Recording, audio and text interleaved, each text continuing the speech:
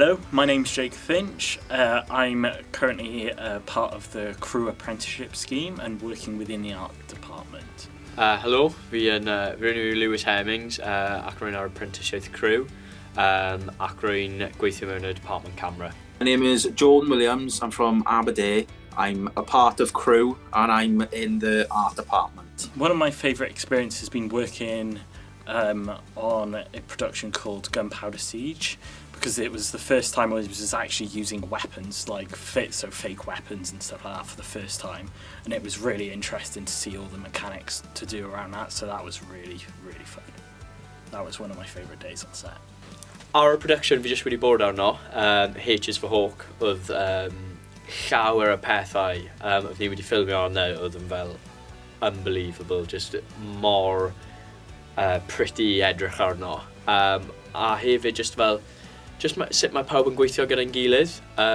Fi'n credu fel un peth o fi'n meddwl oedd mae pawb yn cog fawr mewn machine enfawr, felly does dim un person ni ddim yn gallu gweithio gyda. Os mae un person yn bant, mae'n effectio pawb.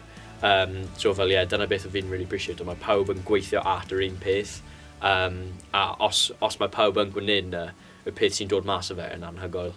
So dyna beth of fi'n really licio. One of my favourites was getting to meet loads of new people, because then obviously once I got to know them, and I'd have a laugh, have a joke. I still keep in contact with them now. Another day I enjoyed was we went to a house in Lisving that was also on another TV show, I think. I can't remember what it was. But it was cool transforming someone's house into a TV set. And yeah, that was a lot of hard work, a lot of stresses, ups and downs. But when the end goal came, it was brilliant.